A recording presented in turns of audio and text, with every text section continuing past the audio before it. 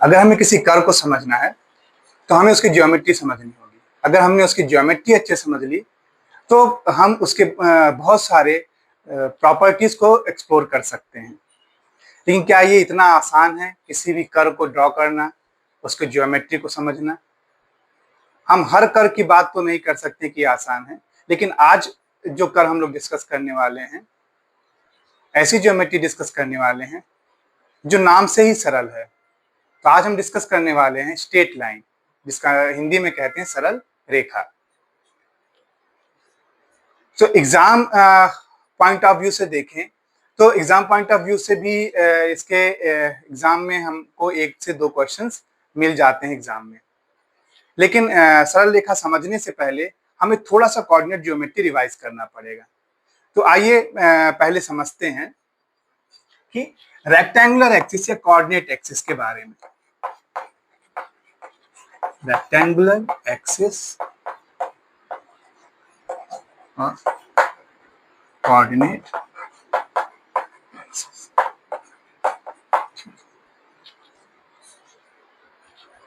ठीक है, तो एक्चुअली रेक्टेंगुलर एक्सिस होता क्या है? हम दो लाइनों को एक दूसरे को परपेंडिकुलर पे कट करते हैं। ठीक है, इस हॉरिजॉन्टल लाइन को एक्स एक्सिस बोलते हैं, इस वर्टिकल लाइन को वाई एक्सिस बोलते हैं। और जहां पर ये परपेंडिकुलर एक दूसरे को इंटरसेक्ट करते हैं, इसको हम लोग बोलते हैं ओरिजिन, या हिंदी में बोलते हैं मूल बिंदु। इसको हम लोग बोलते हैं रेक्टेंगुलर एक्सिस। तो इस रेक्टेंगुलर एक्सिस में कोई भी पॉइंट है, अगर कोई भी पॉइंट, तो वो कैसा दिखेगा? एक ऑर्डर्ड पेयर दिखेगा एक्स कॉमा वाई के फॉर्म में। सो ये ऑरिजिन है। सो इसका कोऑर्डिनेट कैसा होगा? 0, 0। अगर हम लोग एक्स एक्सिस की बात करें तो ये भी 2 पार्ट में डिवाइड होते हैं। इधर होता है पॉजिटिव एक्स एक्सिस, इधर होता है निगेटिव एक्सिस। मूल बिंदु के लेफ्ट साइड में, राइट साइड में आपका पॉजिटिव एक्सिस है। इसी तरीके से अगर हम ऊपर जाए तो ये पॉजिटिव वाई एक्सिस हो गया, ये निगेटिव वाई एक्सिस हो गया मूल बिंदु के नीचे। कोई भी पॉइंट हम देखें इस रेक्टेंगुलर एक्सिस में x comma y order pair से रिप्रेजेंट किया जाता है। अब जब हमने इस पूरे सिस्टम को देखें तो अब ये 4 पार्ट में डिवाइड हो गया है। इन पार्ट को बोलते हैं क्वाड्रेंट, चतुर्थांश। मतलब इसको बोलते हैं फर्स्ट, इसको बोलते हैं सेकेंड, इसको बोलते हैं थर्ड, और इसको बोलते हैं फोर्थ। ठीक है, प्रथम चतुर्थांश, द्वितीय चतुर्थांश, तृतीय चतुर्थांश, चतुर्थ चतुर्थांश, या फिर first quadrant, second quadrant, third quadrant, fourth quadrant. अब अगर फर्स्ट क्वाड्रेंट के किसी पॉइंट को हम लोग यहाँ पर समझें लें तो क्योंकि x पॉजिटिव है, y भी पॉजिटिव है, तो यहाँ पर कोई भी पॉइंट होगा तो वो प्लस एक्स और प्लस वाई के फॉर्म में आएगा। माना कोई बिंदु सेकेंड क्वाड्रेंट में है, वो कैसा दिखेगा आपको? यहाँ पर आप देखिए x माइनस हो गया है, so minus x comma y. अगर हम लोग थर्ड क्वाड्रेंट में देखें, अभी यहाँ x भी निगेटिव है, y भी निगेटिव है, सो इस क्वाड्रेंट में जो भी पॉइंट होगा वो कुछ इस तरीके से दिखेगा, minus x minus y. Fourth quadrant में अगर देखें, x पॉजिटिव है तो प्लस एक्स और y निगेटिव है तो माइनस, इस तरीके से दिखेगा। ठीक है, तो कुल मिलाकर इस पूरे XY प्लेन में जो पॉइंट्स होंगे इन 4 तरीकों से रिप्रेजेंट किए जा सकते हैं। अगर हम कोई आर्बिट्रेरी पॉइंट्स लें, माना कोई एक बिंदु ले लेते हैं Q। ठीक है, इसको नाम दे देते हैं x1 y1। ठीक है, और एक बिंदु ले लेते हैं P x2y2। अब इसको हम रिनेम कर ले रहे हैं, इसको हम लोग नाम दे देते हैं x2y2। अब ये बिंदु जरूरी नहीं है प्रथम फर्स्ट क्वाड्रेंट में हो, किसी भी क्वाड्रेंट में हो सकता है। हम एक चीज इस कोऑर्डिनेट एक्सिस में ये समझना चाह रहे हैं, इन बिंदु P और Q के बीच की दूरी को हम लोग कैसे ज्ञात करेंगे। ठीक है, so that is distance between two points. So इसको जनरली हम लोग D से रिप्रेजेंट करते हैं। ठीक, और अगर हम देखें तो ये फॉर्मूला आपको आपने पढ़ा भी होगा प्रीवियस क्लासेस में। क्या होता है, x2 minus x1 plus y2 minus y का स्क्वायर। ठीक है, तो ये हमारे डिस्टेंस का फार्मूला होता है। लेकिन कभी क्या आपने सोचा ये फार्मूला आता कैसे है। ठीक है, आपने रट तो लिया कि दो बिंदुओं के बीच की दूरी है x2 माइनस x1 का square plus y2 minus y1 का स्क्वायर। ठीक है, का रूट ओवर रट तो लिया, लेकिन समझा क्या कि कैसे आ रहा है।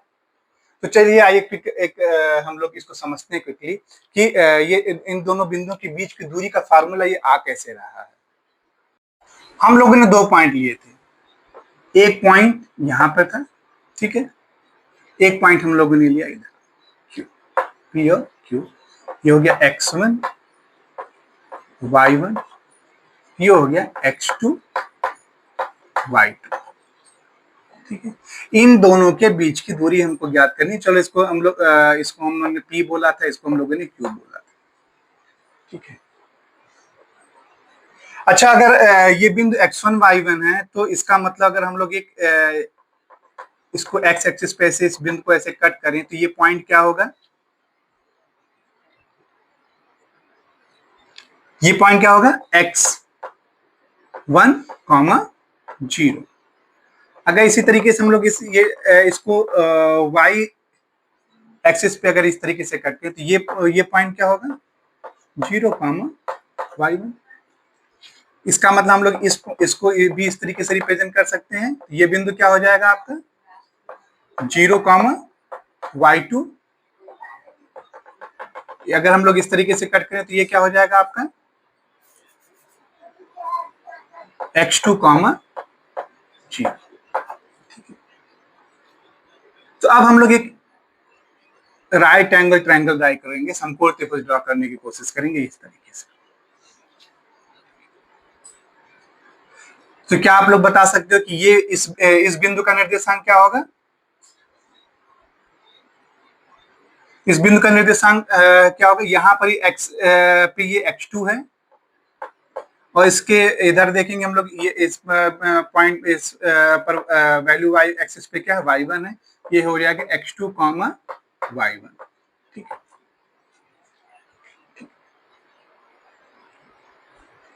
अब आप बता सकते हैं कि ये डिस्टेंस कितना होगा। यहाँ x2 है, यहाँ x1 है,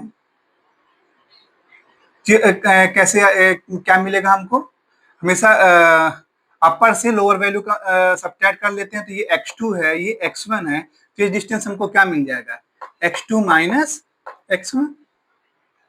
ठीक है, ये क्या मिल जाएगा हमको, अगर देखें x2 कॉमन है तो वैरी क्या हो रहा है, y वैरी हो रहा है। तो अगर हम लोग ये हाइट देखें तो ये हाइट का लेंथ क्या होगा y2 है और लोअर वैल्यू y1 है। तो कुल मिलाकर इसका लेंथ क्या हो जाएगा y2 माइनस y1। हम लोग को ज्ञात क्या करना है PQ। हम लोगों ने ये पॉइंट हम लोगों ने R नाम देते, हम लोग को पता है RQ पता है, PR पता है। तो इन ट्रायंगल PQR में हम लोग पाइथागोरस अगर थ्योरम यहाँ पे लगाए PQ स्क्वायर क्या हो जाएगा लंब का स्क्वायर प्लस आधार का स्क्वायर। ठीक है, हमको ज्ञात क्या करना है PQ। ठीक है, तो क्या मिल जाएगा हमको रूट ओवर PR का स्क्वायर प्लस QR का स्क्वायर। तो मतलब कोई बिंदु आपको x1 y1 है, x2 y2 दिया हुआ है, तो तो अब पी आर हम लोगों ने देखा, पी आर क्या है आपका y2 minus y1, y2 minus y1 का स्क्वायर, यहाँ से क्यू आर क्या हो जाएगा x2 माइनस x1 का स्क्वायर। तो हम लोग का डिस्टेंस का फार्मूला क्या बन जा रहा है यहाँ से x2 माइनस x1 का square plus y2 minus y1 का स्क्वायर। ठीक है, सो ये एक फार्मूला हम लोग को मिल गया। क्लियर है बात? ठीक, तो ये हम लोगों ने प्रीवियस क्लासेस में भी हम लोगों ने पढ़ रखा है। ठीक है, अब चलिए माना दो बिंदु है हमारे पास P और Q। ठीक है, P का निर्देशांक है x1, y1, इसका निर्देशांक है x2, y2।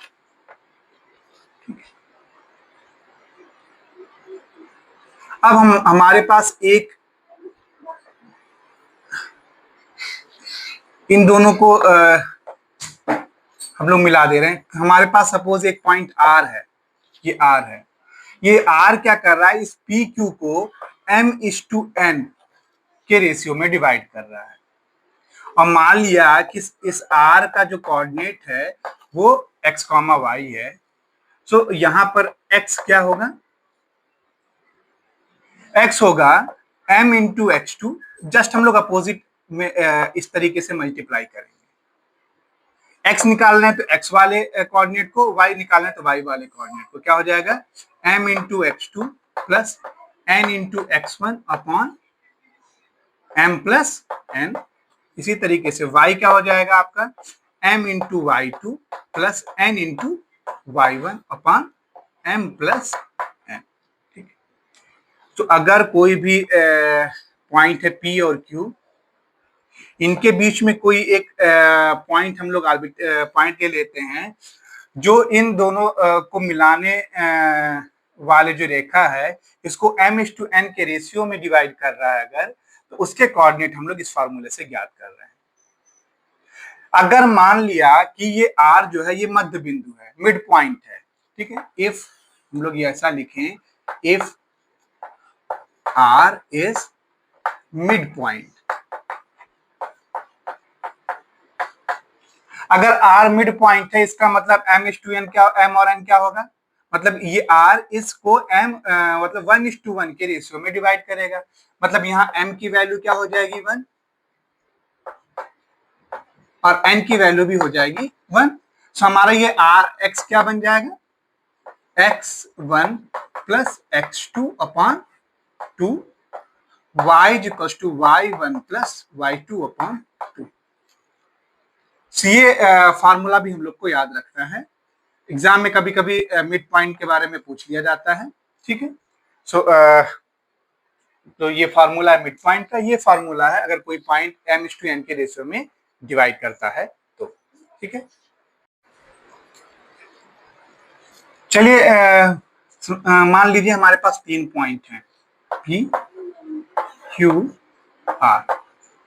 ठीक है, इन तीनों बिंदुओं को मिलाकर हम एक त्रिभुज बना रहे हैं। ठीक है, x1 y1, x2 y2, x3 y3। ठीक है, एग्जाम में कभी कभी पूछ लिया जाता है कि इनका केंद्रक ज्ञात करो। ठीक है, आपको 3 बिंदु दे दिए जाएंगे और आपको बोला जाएगा कि इनको मिलाकर बनाए, इन बिंदुओं को मिलकर बनाने वाले त्रिभुज का केंद्रक ज्ञात करो। तो सबसे पहले हमको समझना पड़ेगा केंद्रक होता क्या है। ठीक, केंद्रक का मतलब हुआ कि अगर हम लोग हर एक शीर्ष से एक माध्यिका ड्रॉ करते हैं। ठीक है, Q से ड्रॉ किया, फिर ऐसे ही R से ड्रॉ किया। तो ये जहां पे इंटरसेक्ट करते हैं यही जो पॉइंट होता है इसी को हम लोग बोलते हैं केंद्र। ठीक है, अब मान लो कि इसका निर्देशांक, ये केंद्रक है C से रिप्रेजेंट कर लेते हैं, इसका निर्देशांक x, y है, ये हम लोग को फाइंड करना है। ठीक है, तो कैसे ज्ञात करेंगे? जैसा कि हम जानते हैं कि जो कोई माध्यिका होती है, माध्यिका का मतलब हुआ ये इस इस भुजा को मध्य भाग पर डिवाइड मतलब इंटरसेक्ट करती है। ठीक है, मान लीजिए पॉइंट एम है, ये इसका मिड पॉइंट होगा। इसका अगर ये मिड पॉइंट हुआ तो एम के निर्देशांक हम लोग कोऑर्डिनेट ज्ञात कर सकते हैं। हमको हम लोगों ने अभी भी पढ़ा था कि ये हो जाए x2 plus x3 upon 2 y2 plus y3 upon 2 ये हो जाएगा। दूसरी चीज हमको क्या क्या पता है कि कोई भी माध्यिका है तो वो किस रेशियो में डिवाइड करती है? 2:1 के रेशियो में डिवाइड करती है। ठीक है, इस ये पॉइंट सी 2:1 के रेशियो में इस माध्यिका को डिवाइड करता है। इसका मतलब अब हम लोग को m के कोऑर्डिनेट पता है, p के कोऑर्डिनेट पता है, c के कोऑर्डिनेट हम लोग ज्ञात कर सकते हैं। कैसे कि हम लोग को c ज्ञात करना है। हम लोगों ने क्या पढ़ा था कि 2 को इधर मल्टीप्लाई करेंगे और 1 को इधर मल्टीप्लाई करेंगे। ठीक है, तो हमको क्या मिल जाएगा? 2 को इधर मल्टीप्लाई किया तो 2 into x2 plus x3 upon 2 और 1 into x1 1 into x1 upon 2 plus 1 m plus n। ये 2 कैंसिल हो जाएगा। इसी तरीके से y कोऑर्डिनेट अगर हम लोग निकालें तो क्या मिल जाएगा? 2 into y2 plus y3 upon 2 plus 1 into x1 sorry n 1 into y1 upon 2 plus 1। ठीक, इस तरीके से c हम लोग को मिल गया। 2 कैंसिल हो गया, 2 प्लस 1 3 हो गया, तो ये मिल गया x1। इसी तरीके से 2 यहाँ भी कैंसिल हो गया, x1 plus x2 plus x3 upon 3 और y1 plus y2 plus y3 upon. इस तरीके से हम लोग ज्ञात कर सकते हैं। ठीक, अगर कभी कभी पूछ लिया जाता है इस त्रिभुज का एरिया बताओ। ठीक है, एरिया का फॉर्मूला क्या होता है? ठीक है, एरिया का फॉर्मूला हुआ कि 1/2। बहुत आसान सा है। ठीक है, x1 लिखेंगे, फिर y2 माइनस y3। थोड़ा लंबा सा फॉर्मूला लेकिन आसान करने का तरीका मतलब तरीका आसान है। मतलब x1 है तो y2 y3 रहेगा, x2 है तो y3 माइनस y1 रहेगा। इसी तरीके से अगर आपका x3 है तो y1 y2 रहेगा। ठीक है, इस तरीके से हम लोग इसको फार्मूला लिखते हैं। ठीक है, तो हमारा फार्मूला कहां से कहां तक हो गया? ये हो गया, ये वाला फार्मूला। ठीक, ये एरिया का फार्मूला हो गया। ठीक है, तो अगर कोई भी 3 बिंदु हैं मिलाकर त्रिभुज बना रहे हैं तो हम एरिया इस तरीके से कैलकुलेट कर सकते हैं। एग्जाम में कभी कभी एक चीज पूछा जाता है कि 3 बिंदु दे दिए हैं और पूछ लिया गया कि समरेख है कि नहीं है। अब आप देखो कि अगर 3 बिंदु हैं, अगर वो समरेख नहीं हुए, कहीं भी हुए और एक रेखा में नहीं, समरेख का मतलब एक ही लाइन में नहीं है, तो हमेशा हम उनसे एक त्रिभुज बना सकते हैं। ठीक है,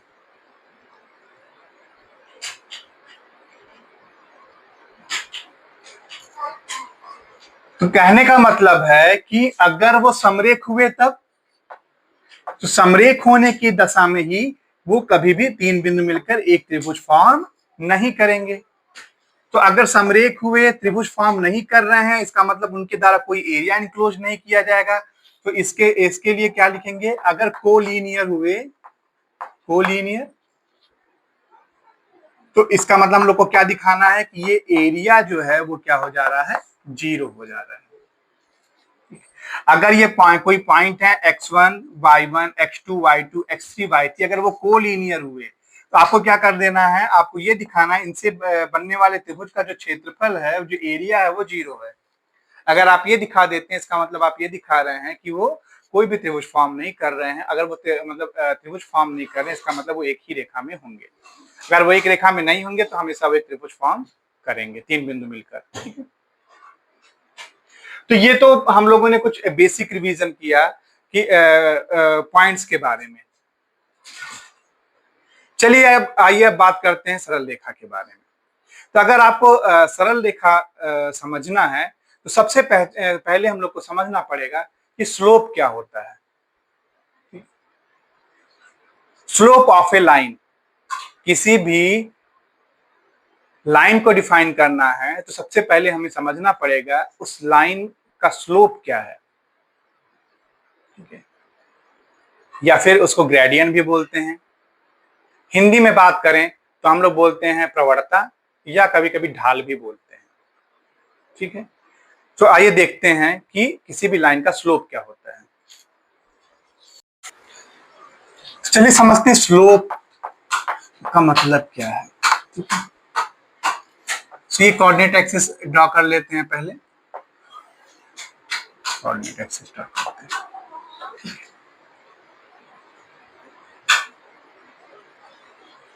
तो कोई भी एक लाइन ड्रॉ करते हैं। मान लीजिए कोई लाइन है इस तरीके से, स्ट्रेट लाइन। अगर स्ट्रेट लाइन ड्रॉ करते हैं तो हम लोग देखेंगे, जब भी हम स्ट्रेट लाइन ड्रॉ करते हैं तो ये एक एक्स एक्सिस से एंगल बनाएगा। एक ये ऐसा एंगल बनेगा, अगर हम लोग इधर से देखें तो एक ऐसा एंगल बनेगा। मान लिया ये अल्फा है, तो ये आपका पाई माइनस अल्फा हो जाएगा। तो हमेशा जब हम स्ट्रेट कोई भी लाइन ड्रॉ करते हैं तो हम देखेंगे एक पॉजिटिव एक्स एक्सिस से एक एंगल बनेगा, एक निगेटिव एक्स एक्सिस से एंगल बनेगा। एक्यूट एंगल भी बनेगा, ऑब्ट्यूज एंगल भी बनेगा। सो जो ये पॉजिटिव एक्स एक्सिस के साथ जो ये कोण बन रहा है, जो एंगल बन रही है अल्फा, तो हम लोग जब स्लोप डिफाइन करते हैं या प्रवणता डिफाइन करते हैं तो प्रवणता का मतलब क्या होता है, एम का मतलब क्या होता है कि m will be tan alpha. ठीक है, ये इसका मतलब होता है, m equals to tan alpha. ठीक है, इसका मतलब अब यहां पर अगर हम देखें कोई भी लाइन होगा, अगर इस तरीके से ड्रॉ कर रहे हैं तो एक्यूट एंगल बन रहा है, पॉजिटिव एक्सिस। ये अल्फा हमेशा ये जो अल्फा क्या होगा, angle made with positive x axis, ये बात ध्यान में रहे। ठीक है, ये बात हमको ये ध्यान में रखनी है कि अल्फा हमेशा पॉजिटिव एक्स एक्सिस से बना हुआ एंगल होगा। कभी कभी एग्जाम में हम लोग को ये दे दिया जाता है ऋणात्मक अक्ष के द्वारा बनाया गया एंगल ये है तो उसकी प्रवणता ज्ञात करो, और हम लोग ध्यान नहीं देते, हम लोग tan उसी वैल्यू पे कैलकुलेट कर लेते हैं और हमारा जो स्लोप का जो आंसर हो वो गलत आ जाता है। तो tan अल्फा मिल गया, हमें कुछ tan अल्फा। इसका मतलब अगर हम लोग लाइन ड्रॉ करें, हम लोग ये चीज देखें तो ये tan अल्फा की वैल्यू क्या हो सकती है, tan अल्फा या फिर पॉजिटिव हो सकता है या tan अल्फा निगेटिव हो सकता है, tan अल्फा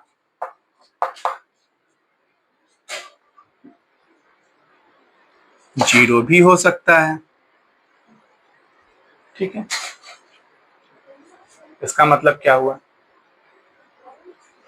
तो अगर tan अल्फा पॉजिटिव है इसका मतलब जो लाइन का इंक्लाइनेशन होगा पॉजिटिव एक्सिस के साथ, वो इस तरीके का एक्यूट एंगल ड्रॉ करेगा, बनाएगा। अगर ठीक है, मतलब यहां पर कैसा एंगल बनेगा, पॉजिटिव का मतलब एक्यूट एंगल बना रहा है, एक्यूट। निगेटिव कब होगा, मतलब tan अल्फा निगेटिव कब होता है, ऑब्ट्यूज एंगल अगर अधिक कोण है तो हमारा ये जो tan अल्फा की वैल्यू होती है वो निगेटिव होगा, अगर ये इस तरीके का इंक्लाइनेशन है। ठीक है, इसका मतलब यहाँ पे कैसा एंगल बनाएगा, ऑब्ट्यूज एंगल बनाएगा, तब हमारा tan अल्फा निगेटिव होगा।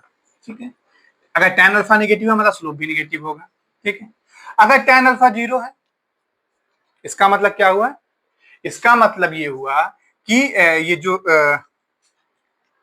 अल्फा है वो एक्स एक्सिस का साथ जीरो बना रहा है, इसका मतलब या तो खुद एक्स एक्सिस होगा या फिर एक्स एक्सिस के पैरेलल में कोई लाइन होगी।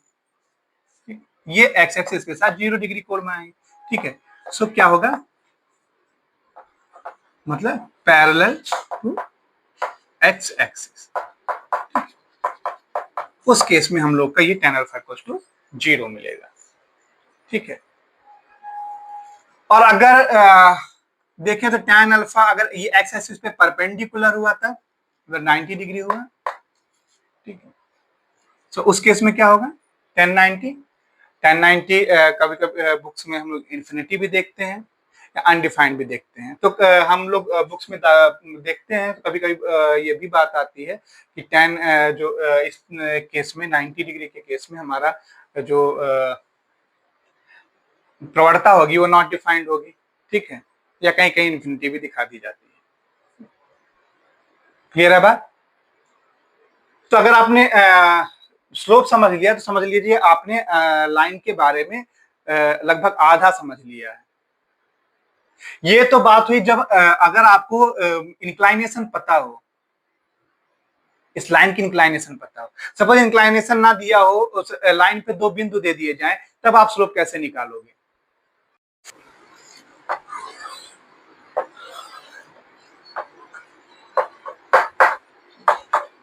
ठीक है, माना ये हमारी लाइन है, ठीक है, अगर ये इसका इंक्लाइनेशन अल्फा है, ठीक है, तो अगर हम लोग एक्स एक्सिस में ये पॉइंट हम लोगों ने माना इस लाइन पे दो बिंदु हम लोग को दे दिए गए हैं, एक x1 y1 दिया हुआ है और एक क्या दिया हुआ है, x2 y2 दिया हुआ है। अब हम लोग को कहा जाता है कि इंक्लाइनेशन पता नहीं है हमको, ये हम लोगों ने अभी अपनी जानकारी के हमको इंक्लाइनेशन नहीं दिया, बस दो बिंदुएं दिए हुए हैं।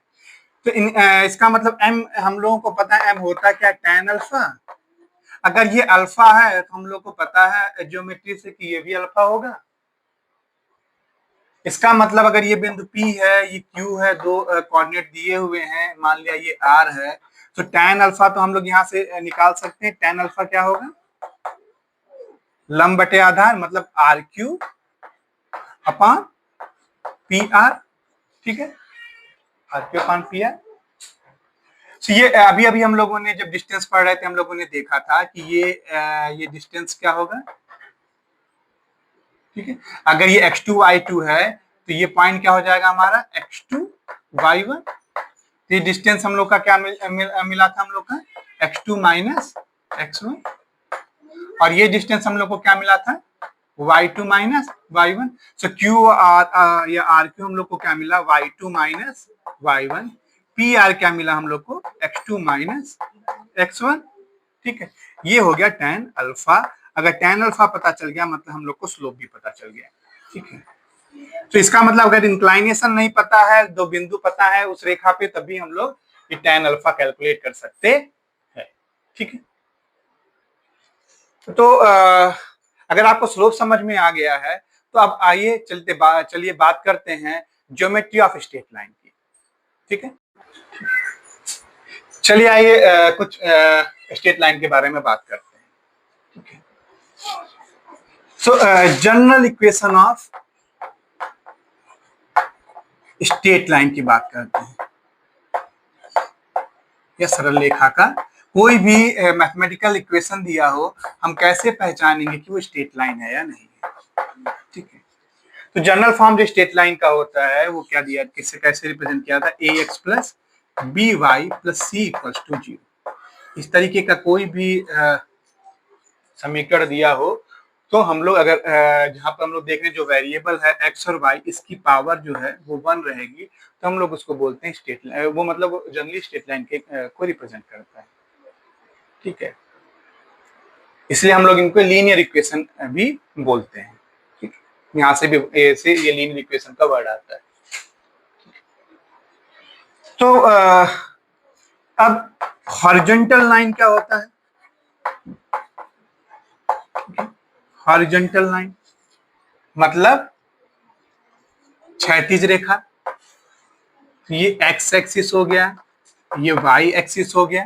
ठीक है, तो क्षैतिज रेखा का मतलब हम लोग क्या समझते हैं, अगर कोई एक्स एक्सिस है, तो एक्स एक्सिस है तो इस एक्स एक्सिस का इक्वेशन क्या होगा, हाँ ये भी पॉइंट हम लोग को यहाँ पर नोट लेना है। इक्वेशन ऑफ एक्स एक्सिस क्या होगा, एक्स एक्सिस ये होता है y इक्वल्स टू 0, मतलब इसको हम लोग रिप्रेजेंट करते हैं y इक्वल्स टू 0। इसी तरीके से इक्वेशन ऑफ y एक्सिस क्या हो जाएगा हमारा,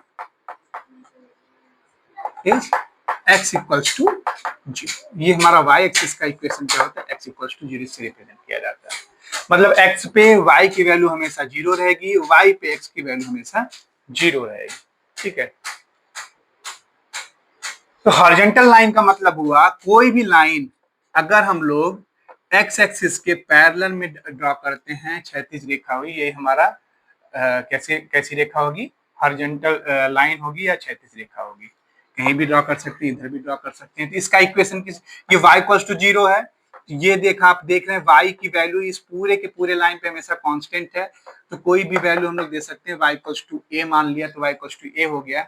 ये नेगेटिव एक्सिस y एक्सिस पे है तो ये मान लिया y equals to minus a है, तो ये y equals to minus a। इस तरीके से हम लोग हॉरिजॉन्टल लाइन को रिप्रेजेंट करेंगे। तो इसके समीकरण y इक्वल्स टू a से रिप्रेजेंट हम लोग करते हैं, या माइनस a से भी रिप्रेजेंट कर सकते हैं, ठीक है।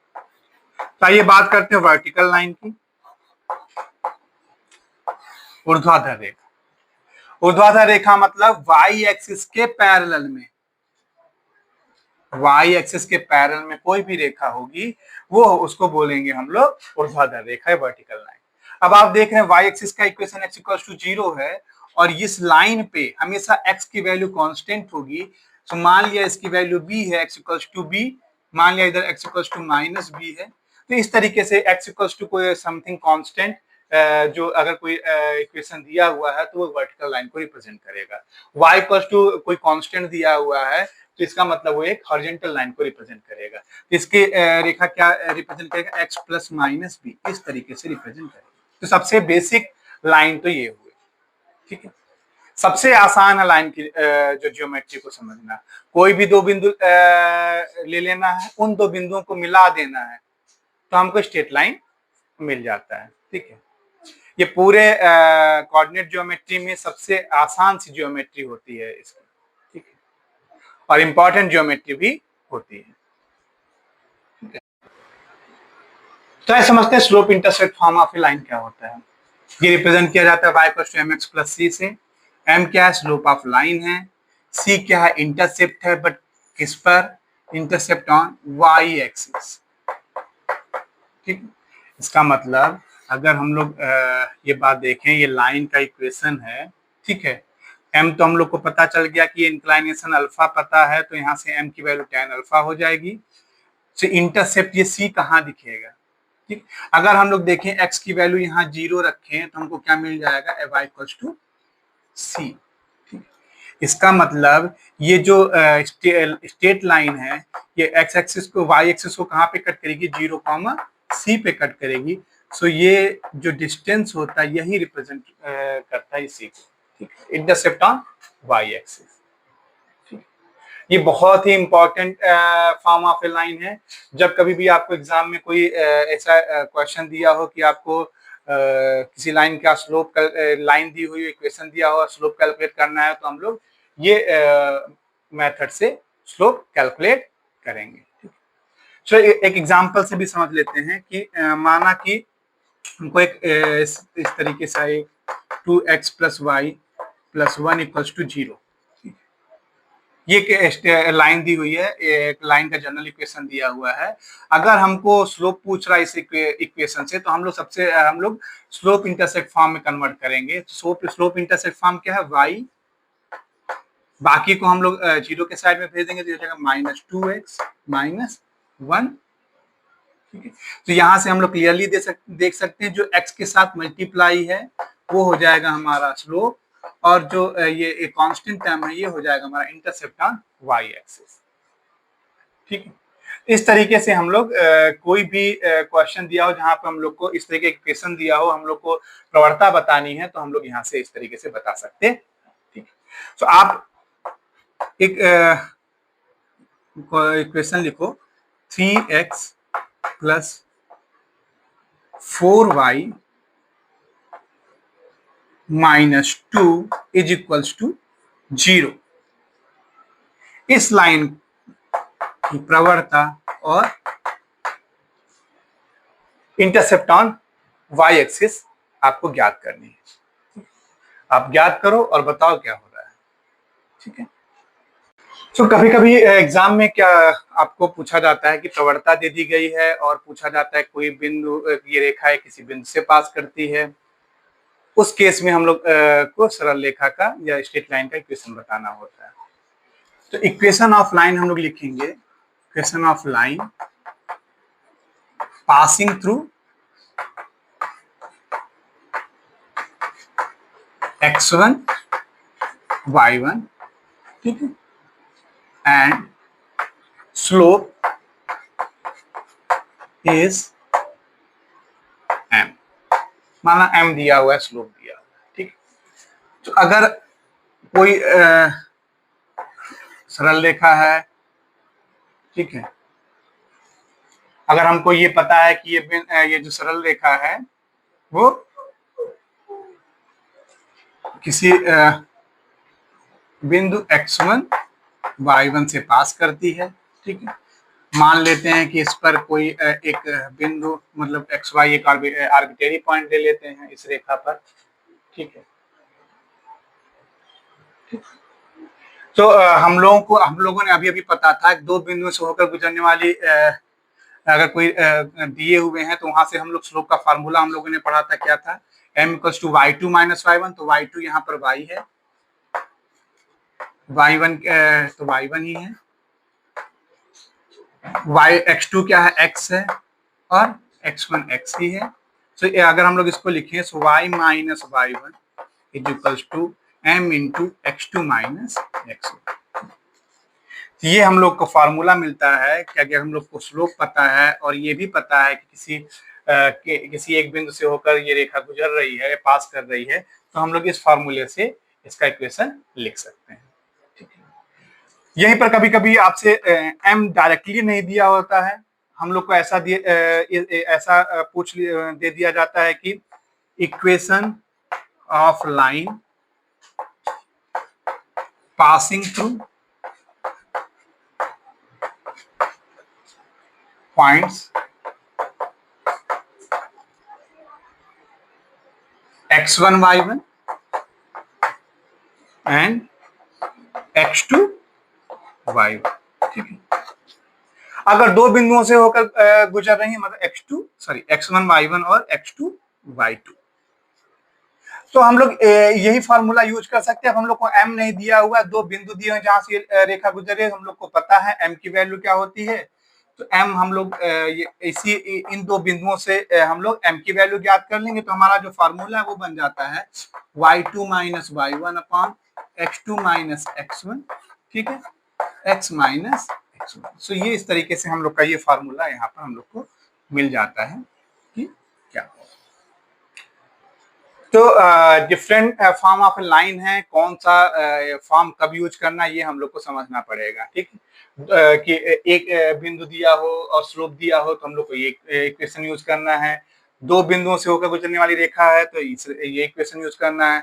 स्लोप क्या पूछ रहा है या इंटरसेप्ट ऑन वाई एक्सिस पूछ रहा है तो हम लोग को स्लोप इंटरसेप्ट फॉर्म ठीक है यूज करना है। ठीक है। इस तरीके से हम लोग इक्वेशंस को यूज करेंगे।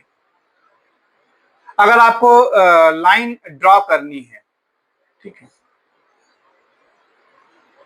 कोई भी ऐसे जनरल इक्वेशन दिया है वहां से लाइन को ड्रॉ करनी है, तो जब भी लाइन ज्योमेट्री ड्रॉ करनी हो तो हम लोग क्या करेंगे, हम लोग उसको इंटरसेप्ट फॉर्म अंतःखंड रूप में कन्वर्ट करेंगे। तो आइए समझते हैं कि अंतःखंड रूप क्या होता है किसी रेखा का।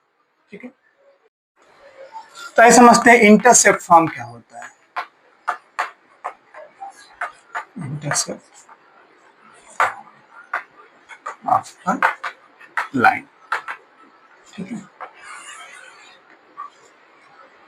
एक हम लोगों ने पढ़ा था स्लोप इंटरसेप्ट फॉर्म, वो जो इंटरसेप्ट बता रहा था वाई एक्सिस पे क्या इंटरसेप्ट है वो बता रहा था।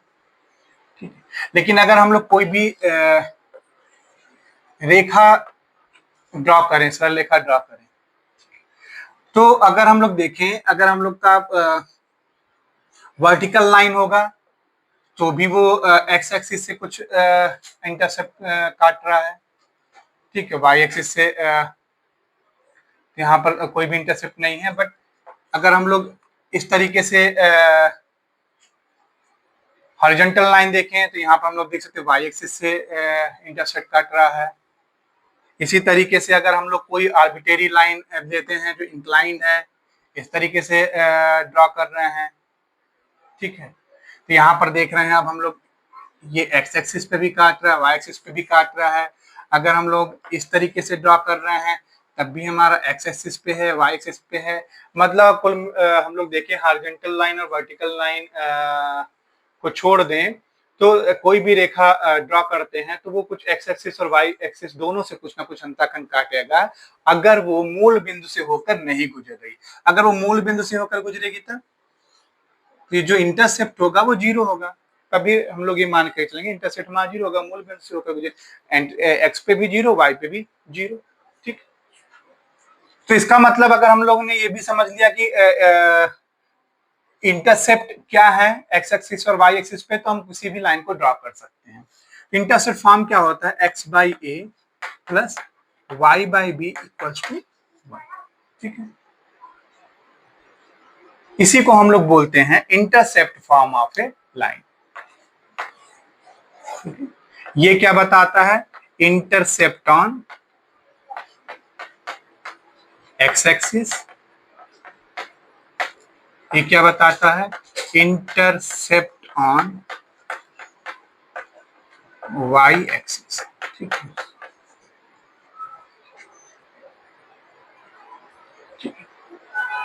क्लियर। इसका मतलब अगर हम लोग को पता, ये इस फॉर्म में हम लोग ड्रॉ कर लें, मतलब कोई भी इक्वेशन को लिख लें, तो हम लोग इजीली उसको प्लॉट कर सकते हैं। कैसे, हम लोगों को अगर पता चल गया कि एक्स एक्सिस पे ए अंतःखंड कट रहा है, ए कॉमा जीरो है, वाई एक्सिस पे बी अंतःखंड कट रहा है, जीरो कॉमा बी है, और हमको पता है कि सरल रेखा की ज्योमेट्री क्या होती है, दो बिंदुओं को मिलाकर एक सीधी रेखा खींच देनी है, ठीक है। तो इन दोनों बिंदुओं को बस मिला देंगे। अब इस तरीके से हम लोग इसको ऐसे खींच देंगे, तो ये जो रेखा होगी हमारा सरल रेखा को रिप्रेजेंट करेगी। तो ये फॉर्म किसी भी सरल रेखा की ज्योमेट्री को ड्रॉ करने में बहुत इंपॉर्टेंट रोल आपका प्ले करता है, ठीक। अगर हम लोगों ने इस फॉर्म में लिख लिया तो हम बहुत आसानी से उसकी ज्योमेट्री ड्रॉ कर सकते हैं, ठीक है। तो चलिए हम लोग अगर कोई पॉइंट लेते हैं, सॉरी एक जनरल इक्वेशन लेते हैं और समझते हैं कि इस इंटरसेप्ट फॉर्म में हम लोग उस रेखा को कैसे लिखेंगे। क्लियर है बात। चलिए एक पॉइंट, एक इक्वेशन लेते हैं लाइन का, 3x plus Y equals to 6, ये हम लोग को दिया हुआ है। अगर हम लोगों को इस इंटरसेप्ट फॉर्म में रिप्रेजेंट करना है तो हम लोग देख सकते हैं कि इधर कितना क्या होना चाहिए, 1 होना चाहिए। तो हम इस होल इक्वेशन को किससे डिवाइड कर देंगे, 6 से डिवाइड कर देंगे। तो यहाँ 6 से डिवाइड कर देने से हम लोग को 1 मिल जाएगा प्लस वाई बाई 6, तो ये हम लोग को क्या मिल जाएगा, x by 2 plus y by 6 equals to 1, ठीक। इसका मतलब x एक्सिस पे हम लोग को क्या पॉइंट मिलेगा, ये 2,0 और y एक्सिस पे क्या मिलेगा, 0,6, ठीक है। और इन दोनों बिंदुओं को हम लोग ऐसे मिला देंगे और ये इस तरीके से हम लोग इसकी ज्योमेट्री ड्रॉ कर लेंगे। इसका मतलब अगर कोई भी लाइन हो उसको ड्रॉ करना हो, सिंपली हम लोग इंटरसेप्ट फॉर्म में कन्वर्ट कर लें और हमको उसके ज्यादा उससे ए और बी मिल जाएगा। वो एक्स एक्सिस पे ए वाले पॉइंट से हम लोग एक्स एक्सिस पे पॉइंट फाइंड कर सकते हैं, वाई बी से हम लोग वाई एक्सिस पे पॉइंट फाइंड करते हैं, दोनों पॉइंट हम लोग मिला देंगे और ये हमारा स्ट्रेट लाइन ड्रॉ हो जाएगा, ठीक है। तो ये एक इम्पॉर्टेंट फॉर्म है, ठीक है। अगर आपको इक्वेशन क्वेश्चन में इंटरसेप्ट की बात करता है, एक्स और वाई एक्सिस बोथ पे इंटरसेप्ट की बात करता है, तब उस केस में हम लोग इस फॉर्म को यूज करेंगे। क्लियर है बात, ठीक। तो मैं आपको एक क्वेश्चन देता हूं, तो आप इसको इंटरसेप्ट फॉर्म में कन्वर्ट करके मुझे बताओ कि क्या होगा इसका इंटरसेप्ट फॉर्म। तो एक क्वेश्चन नोट करो कि अगर 3x plus 4y minus 7 equals to 0 है, ठीक है, इसको इंटरसेप्ट फॉर्म में कन्वर्ट करो, ठीक है, कन्वर्ट इन इंटरसेप्ट फॉर्म, ठीक है, ये आपका पहला है। दूसरा है convert in slope intercept form,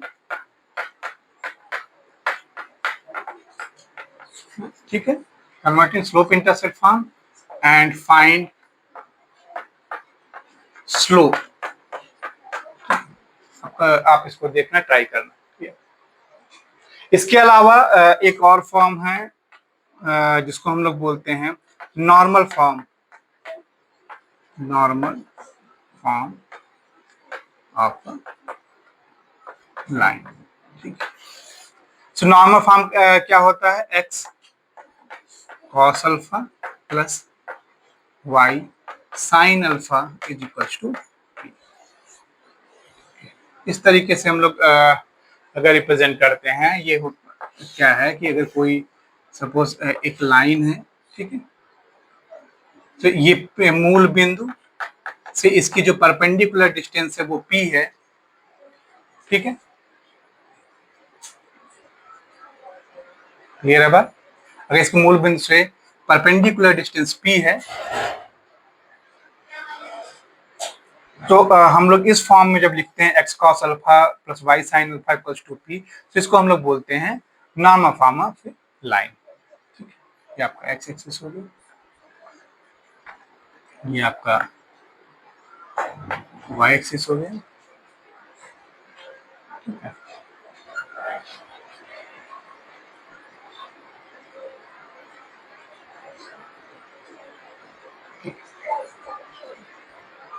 तो ये फॉर्म भी यूज होता है, लेकिन बहुत कम यूज होता है। अगर आपको पूछा जाए कि मूल बिंदु से उसके परपेंडिकुलर डिस्टेंस बतानी है, तो यहाँ से हम लोग इस फॉर्म में कन्वर्ट करके बता सकते हैं, लेकिन हमारे पास फार्मूला भी है कि परपेंडिकुलर डिस्टेंस किसी बिंदु से क्या होता है, तो हम लोग वहां से भी यूज करके ज्ञात कर सकते हैं। तो ये बहुत कम और या रेयर यूज होता है। और कभी कभी एग्जाम में आपको कोई इस तरीके से दे दिया जाता है कि ax plus b y plus c equals to 0 को नॉर्मल फॉर्म में कन्वर्ट करो, convert in normal, convert in normal form. ये एग्जाम में कभी कभी पूछ लिया जाता है, ठीक। तो इसको नॉर्मल फॉर्म में कन्वर्ट करने के लिए हम लोग क्या करते हैं, हम जानते हैं कि इधर ये परपेंडिकुलर है, डिस्टेंस है p है, तो हम लोग हमेशा इस साइड में पॉजिटिव रखेंगे। ये डिपेंड करता c पर, ठीक है। अगर c आपका निगेटिव हुआ तो उधर जाएगा तो ऑटोमेटिक पॉजिटिव हो जाएगा, ठीक है। अगर c आपका अगर पॉजिटिव हुआ, अगर हम उधर तब हम लोग क्या करेंगे, इस वाली क्वांटिटी को दूसरे साइड में ले जाएंगे, तो हमारा क्या बन जाएगा, ये minus x minus b y equals to c, ठीक है। उसके बाद हम लोग इस लाइन को डिवाइड कर देंगे किससे, मतलब इस पूरे इक्वेशन को डिवाइड कर देंगे root a square plus b square से, ए स्क्वायर प्लस बी स्क्वायर से, ठीक है, ए स्क्वायर प्लस बी स्क्वायर। इस तरीके से हमारा ये जो जनरल इक्वेशन है वो कन्वर्ट हो जाता है किसमें, नॉर्मल फॉर्म में। यही जो सी upon root a square plus b square है, यही जो ये जो वैल्यू है, यही पी बताती, मतलब मूल बिंदु से दूरी क्या है इस रेखा की, ठीक है। इस तरीके से हम लोग ज्ञात कर सकते हैं, क्लियर है बात? तो अब आपका एक और टास्क है कि ये जो इक्वेशन है इसमें एक तीसरा हम लोग एक और ऐड कर लें कि इसमें नॉर्मल फॉर्म में कन्वर्ट करें, नॉर्मल फॉर्म। इसको ट्राई करना है आप, ठीक,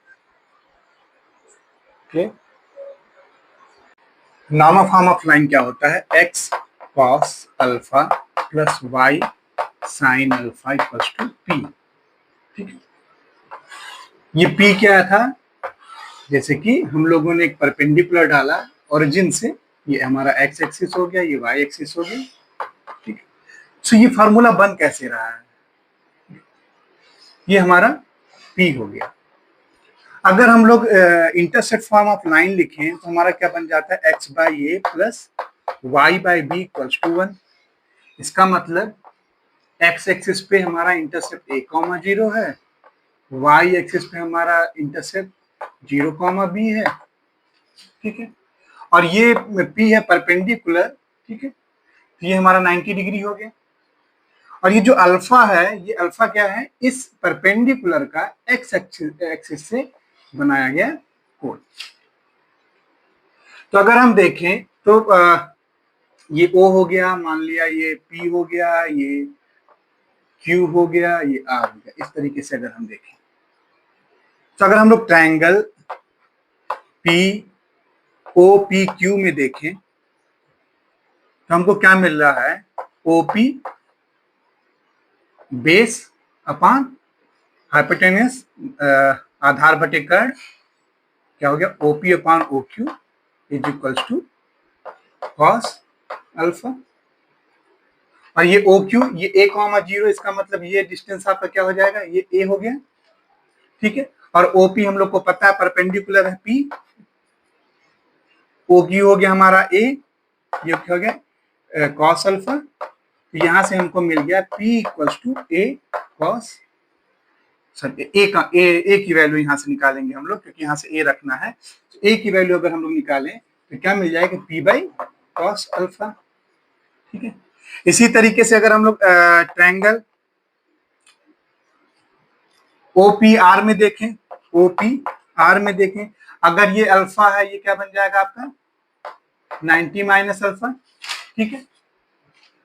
सो वहां पर अगर हम लोग देखें, ठीक है, सेम उसी तरीके से ये हमारा हो जाएगा आधार, ठीक है, ये हमारा हो जाएगा कर्ण। सो P बाई बी, ये क्या हो जाएगा कॉस 90 माइनस अल्फा, ठीक है, कॉस 90 माइनस अल्फा।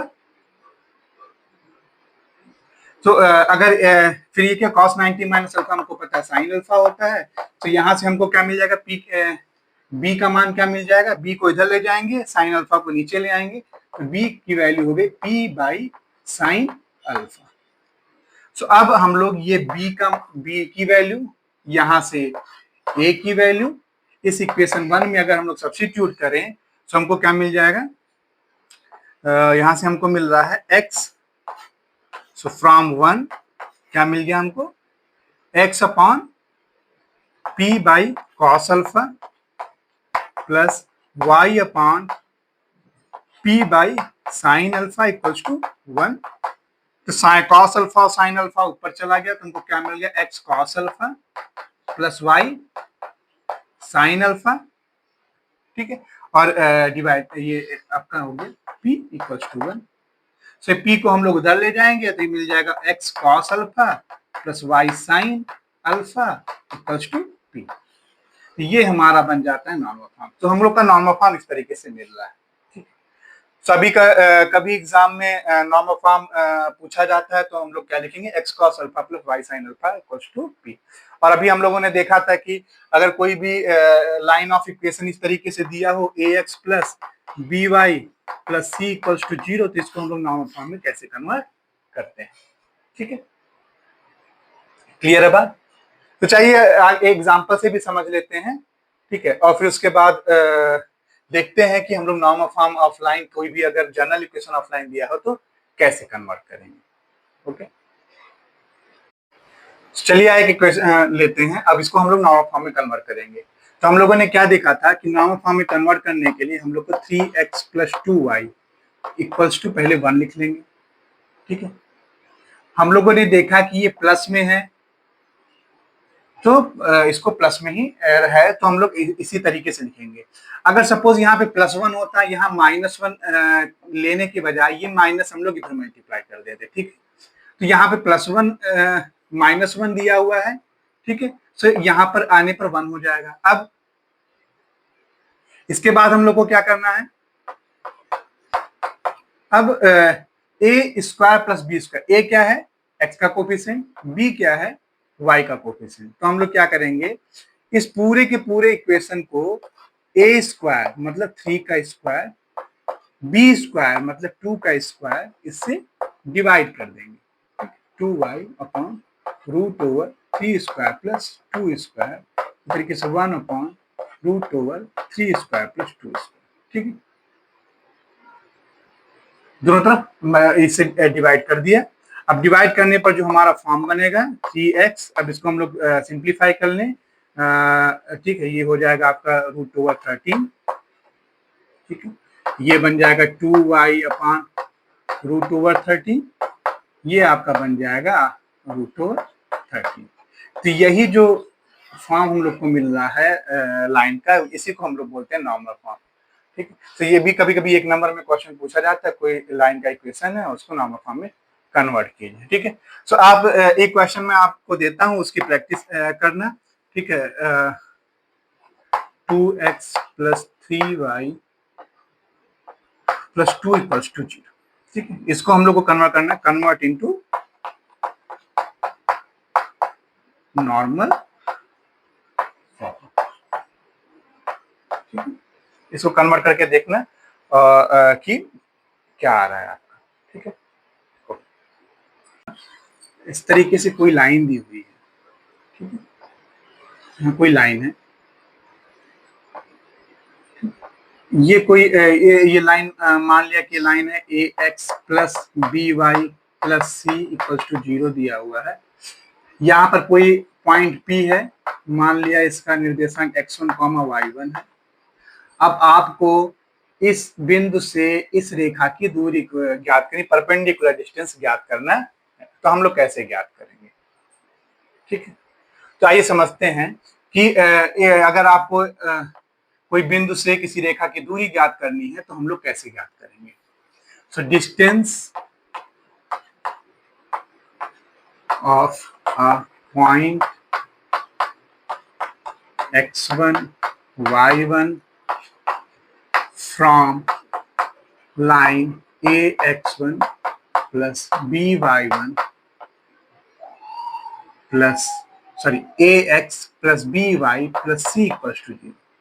ठीक, from this line and this point we have to find out distance between this।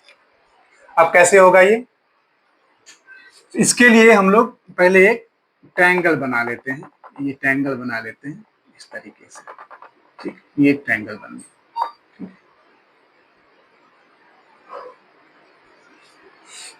सो इस बिंदु के निर्देशांक क्या होंगे?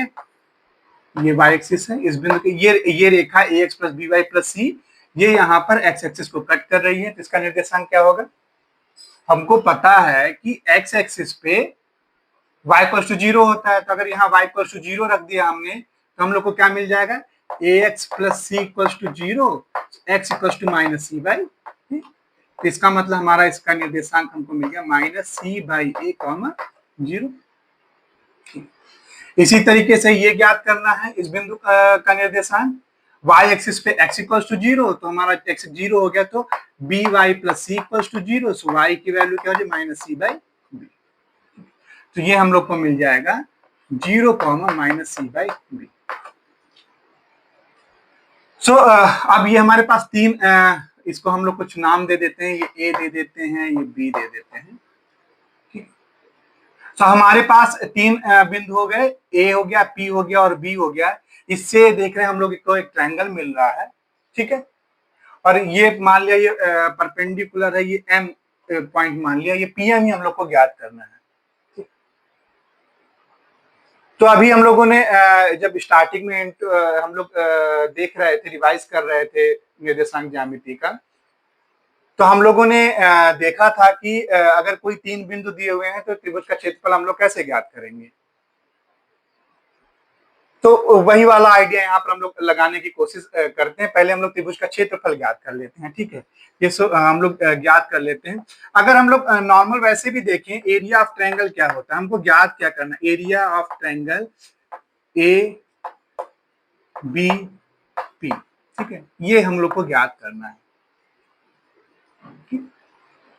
सो हमको पता है कि एरिया ऑफ ट्रायंगल क्या होता है, 1/2 बेस इंटू हाइट पीएम। ठीक है, और हम लोग को ज्ञात क्या करना है, पीएम ज्ञात करना है। ठीक है, पीएम ज्ञात करना है, तो 2 इधर मल्टीप्लाई कर दें तो हमारा क्या होगा, 2 into area of triangle A B P divided by A B. ये तो हो जाएगा, तो हम लोग का पीएम निकल आएगा। और हमको इन 3 बिंदुओं के निर्देशांक पता है, तो हम इसे निर्देशांक ज्यामिति की सहायता से इस ट्रायंगल का एरिया भी ज्ञात कर सकते हैं। तो हमको पता है एरिया क्या होगा, ठीक है, area of triangle A B P क्या पढ़ा था हम लोग ने, 1/2 mod of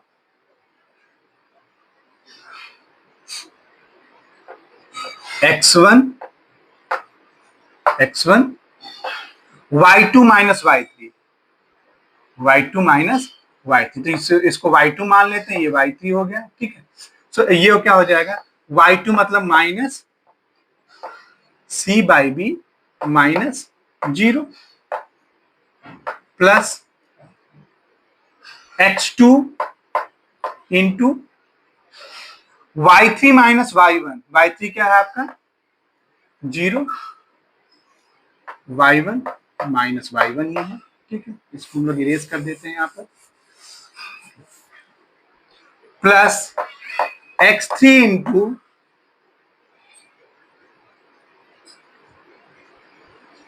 y1 minus y2, y1 ही है, y2 हमारा क्या है माइनस c/b।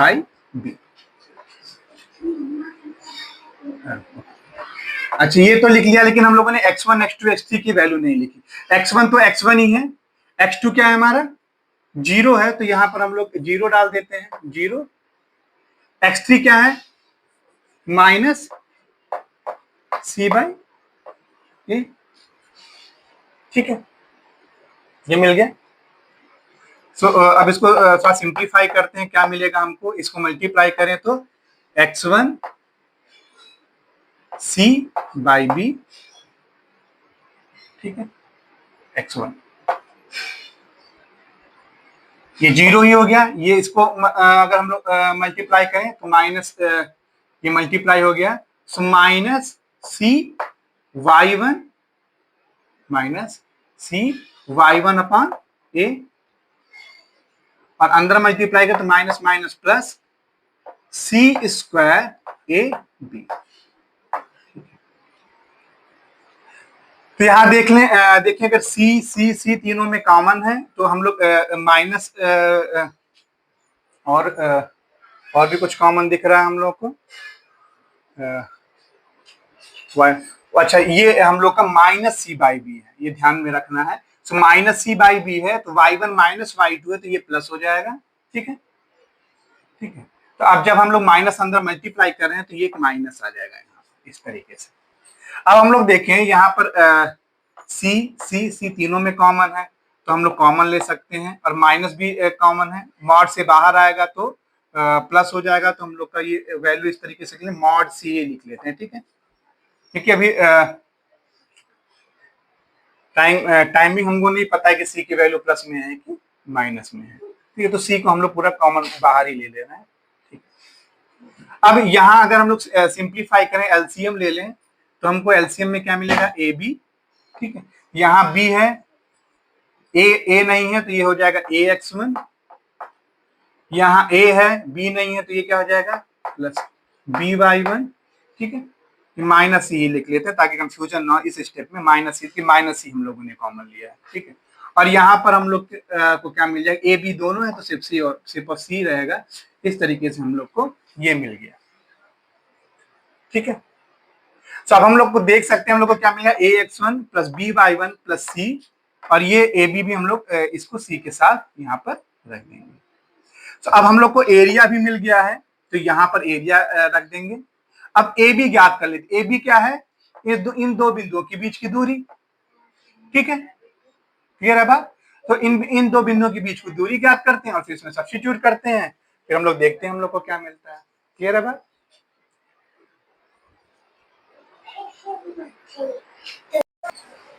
तो अभी हम इस इक्वेशन को सिंप्लीफाई करके इस तरीके से लिख सकते हैं, सी बाई ए बी को भी हम लोगों ने सी के साथ रख लिया, माइनस है तो मॉड लगा हुआ तो माइनस प्लस में लिख लिया, so mod of c by A b a x one plus b y one plus c की मॉडुलस वैल्यू, ठीक है, जितना हम लोग को मिल गया। अब हम लोग ए बी ज्ञात कर लेते हैं, ठीक है। ए बी क्या होगा, इन दो, ए बी का मतलब ये दोनों बिंदु दिए उनके बीच की दूरी, तो क्या मिल जाएगा, x2 minus x1 minus c by a minus 0 square plus y2 minus y1 0 minus minus c by b, ठीक का स्क्वायर, ये रूट ओवर, इसको सिंप्लीफाई कर लें तो क्या मिल जाएगा हम लोग को, c square by a square, यहाँ क्या मिल जाएगा, c square plus by b square, और इसको हम लोग सिंप्लीफाई करें क्या मिल जाएगा, सी स्क्वायर कॉमन है तो सी बाहर आ जाएगा रूट के, ठीक है, अंदर क्या मिल जाएगा, a square plus b square upon A b, ठीक है। सो ये हम लोग को क्या मिल जाएगा, c by A b root over a square b square है ना, a square b square root से बाहर आएगा तो ए बी बन गया, a square plus b square, ये हम लोग को मिल गया ए बी डिस्टेंस, ठीक है। क्योंकि ए बी डिस्टेंस बता रहा है तो सी बाई ए बी हम लोग का पॉजिटिव होगा, और सी बाई ए बी यहाँ पर मॉडुलस में लिखा, ये भी पॉजिटिव होगा, ठीक है। तो हम लोग पीएम का फॉर्मूला हम लोगों ने क्या लिखा था, 2 into area of triangle A P B upon A B, हम लोग को क्या मिल गया, हम लोग को मिल गया ये हो गया mod c by A b into a x one plus b y one plus c upon root a square plus b square, ठीक है। और ये हम लोगों ने जो लिखा सी बाई ए बी भी हम लोग, ठीक है, इसमें पॉजिटिव वैल्यू है, क्लियर, क्योंकि डिस्टेंस ले रहे हैं तो इसलिए हम लोग ये जो कंसीडर करेंगे उसका पॉजिटिव वैल्यू कंसीडर करेंगे। तो ये भी कैंसिल हो गया, ये भी कैंसिल हो गया, दोनों कैंसिल हो गया, और इस तरीके से हम लोग को पीएम जो डिस्टेंस मिला, ठीक है, पीएम मिल गया, वो क्या मिल गया, mod of a x one plus b y one plus c upon root over a square plus b square. इसका मतलब अगर आपको कोई इक्वेशन दिया हो, लाइन का इक्वेशन दिया हो a x plus b y plus c equals to 0, आपको बिंदु दिया हो, पॉइंट दिया हो, आपको डिस्टेंस ज्ञात करना है, तो आपको क्या करना है, आपको x1 x के प्लेस पर, y1 y के प्लेस पर रख के उसका मॉडुलस वैल्यू निकालना है, और उसको डिवाइड किससे करना, ए स्क्वायर प्लस बी स्क्वायर के अंडर रूट से। यही होता है आपका perpendicular distance of A point from a given line. तो ये फार्मूला आप लोग को याद करना है, रखना है, ठीक है, क्योंकि हम एग्जाम में इस तरीके से डिस्टेंस पूछा जाता है, पूरा डिराइव करके अगर फार्मूला निकालेंगे तो हमारा समय बहुत लॉस होगा, इसलिए ये फार्मूला हम लोग को याद रख लेना है, ठीक है। तो अक्सर डेरिवेशन तो नहीं आता एग्जाम में, बट हम लोग को समझना भी जरूरी है फार्मूला कहाँ से आया है, ठीक है। तो अगर हम लोग प्रोसेस समझ कर रखते हैं तो फार्मूला याद करना भी आसान हो जाता है हमारे लिए, क्लियर है बात। तो आइए एक सिंपल सा एग्जांपल लेते हैं और देखते हैं कि ये इस फार्मूले को अप्लाई कैसे करना है। चलिए एक एग्जांपल लेते हैं कि find distance of point 2,3 from line 3x plus y plus 2 equals to 0। अब इस लाइन का हम लोग को डिस्टेंस फाइंड करना है इस पॉइंट से 2,3। तो अभी हम लोगों ने फार्मूला देखा है कि डिस्टेंस ज्ञात करने के लिए हम लोग को क्या करना है, 3x में ये पॉइंट रखेंगे, 3 इंटू 2, y की जगह पे ये 3 आ गया, ये प्लस 2 हो गया, मॉडुलस वैल्यू ले लिया इसको, डिवीजन, सो हम लोग अगर इसको डिवाइड करें तो किससे करेंगे, ए स्क्वायर प्लस बी स्क्वायर। ए की वैल्यू क्या है 3 का स्क्वायर, बी की वैल्यू कितनी है 1 का स्क्वायर। ठीक, तो इससे हम लोग को क्या मिल गया, यहाँ पे आगे हम लोग का 6 प्लस 3 प्लस 2, डिवीजन में हम लोग को मिल गया √10। तो हम लोग को यहाँ पे क्या मिल गया 11। तो पॉजिटिव वैल्यू तो हम बिना मॉड के भी लिख सकते हैं 11 रूट। तो ये इस तरीके से हम लोग डिस्टेंस कैलकुलेट कर सकते हैं। बहुत आसान सा है डिस्टेंस कैलकुलेट करना। ठीक है, क्लियर है बात। तो अभी किसी भी बिंदु का अगर से किसी लाइन का डिस्टेंस कैलकुलेट करने के लिए आता है तो हम लोग इस तरीके से इसको अप्लाई कर सकते हैं। ये तो रहा किसी बिंदु से किसी रेखा की दूरी।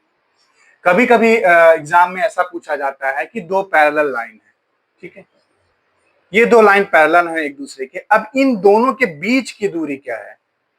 ठीक है, तो आइए अब हम देखते हैं कि अगर दो पैरेलल लाइन दी हुई हैं तो उनके बीच की दूरी हम कैसे निकालेंगे। क्लियर है बात। ठीक है, तो कहने का मतलब है कि अगर हम लोग को इस तरीके से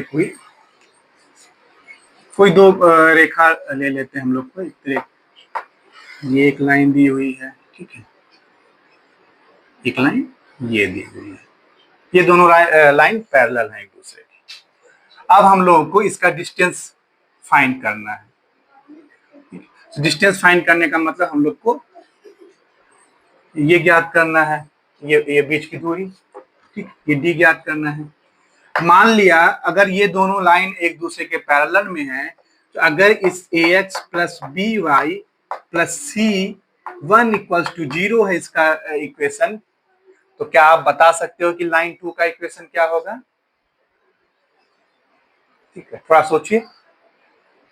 अगर ax plus b y plus c 1 equals to 0 line 1 का इक्वेशन है, तो इसके पैरेलल लाइन के इक्वेशन में क्या अंतर होता है। इसके पैरेलल लाइन में बस डिफरेंस कहां होगा, ये C1 की जगह पर C2 हो जाएगा, ax plus b y plus C2 equals to 0।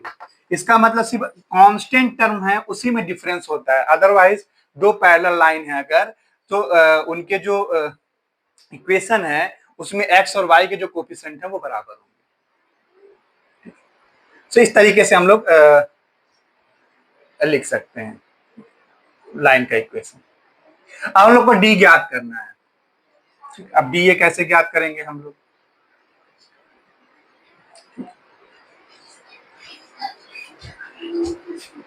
तो अगर ये बिंदु निकाल लेते हैं, ठीक है, ये बिंदु निकाल लेते हैं। ये बिंदु क्या होगा, ये कौन सा एक्सिस है, एक्स एक्सिस है।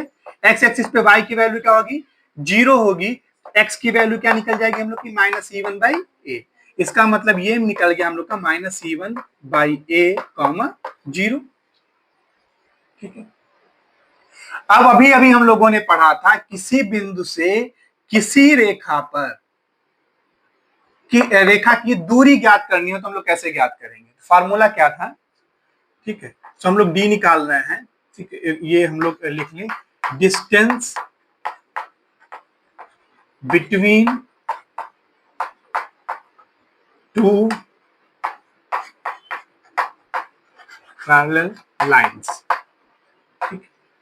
तो हम लोगों ने अभी पढ़ा किसी बिंदु से किसी रेखा की दूरी कैसे निकालते हैं। तो डिस्टेंस का फार्मूला क्या था, x1 की वैल्यू क्या -c1/a, -c1/a। ठीक है, y1 0 है तो इसमें रखेंगे तो ये क्या हो जाएगा 0 और प्लस c2, ठीक है, divided by √a² plus b², a² plus b²। तो यहां देखें ए कैंसिल हो जाएगा तो हम लोग को क्या मिल जाएगा C2 - C1 divided by √a² plus b², ये डी हो जाएगा। यही जो होता है यही हमारा फार्मूला है किसका, distance between to parallel line का। बहुत आसान सा प्रूफ भी है, आप देख सकते हैं। अगर आपको डिस्टेंस फॉर्म में पॉइंट टू लाइन पता है और आपको थोड़ा भी जियोमेट्री ड्रॉ करना और कोऑर्डिनेट्स के बारे में पता है तो आप आसानी से ये वैल्यू फाइंड कर सकते हैं एग्जाम के लिए। लेकिन हम लोग को ये फार्मूला याद भी रखना है। क्योंकि हम बार बार एग्जाम में फार्मूला डिराइव करके सॉल्व नहीं करने जाते हैं, हमारे पास इतना समय नहीं होता कि हम फार्मूले को डिराइव करें उसके बाद क्वेश्चन को सॉल्व करें। क्लियर है बात? ठीक है, चलो इसके अलावा हम थोड़ा आगे बढ़ते हैं तो डिस्टेंस के अलावा कभी कभी दो रेखाओं के बीच का एंगल भी पूछा जाता है। अच्छा, अगर हम बात करें तो दो रेखाएं हैं, अगर दो रेखाएं हैं तो उनके बीच में वो किस तरीके से हो सकती हैं, कैसे हो सकती हैं? या फिर वो दोनों रेखाएं एक दूसरे के पैरेलल में होंगी, ठीक है, इस पैरेलल में होंगी, या हो सकता है एक एक दूसरे को कोइंसाइड कर रही हो, ठीक है। तीसरा क्या हो सकता है, परपेंडिकुलर में हो, ठीक है, परपेंडिकुलर में होंगी मतलब कुछ एंगल बना रही होंगी, या फिर परपेंडिकुलर ना होकर एक दूसरे को कहीं पे इस तरीके से इंटरसेक्ट कर रही होंगी, ये कुछ कंडीशंस हो सकती हैं। तो एग्जाम में एक अगला क्वेश्चन आता है कि दो रेखाएं हैं अगर, ठीक है, जो एक दूसरे को इंटरसेक्ट कर रही हैं, पैरेलल रेखाएं हैं तो ये तो कभी एक दूसरे को कभी इंटरसेक्ट नहीं करेंगी, ठीक है। तो इनके यहाँ पे इनके बीच के दोनों का एंगल भी नहीं निकालने का कोई बात ही नहीं आता। तो एंगल अगर हम लोग निकालने की बात करते हैं तो कब करते हैं, जब दोनों एक दूसरे को इंटरसेक्ट करती हैं। अगर परपेंडिकुलर इंटरसेक्ट करेंगे तो डेफिनेटली उसके उनके बीच का एंगल 90 डिग्री होगा, अदरवाइज उनके बीच का एंगल कुछ तो होगा, लेकिन क्या होगा कैसे निकलेगा आइए सीखते हैं।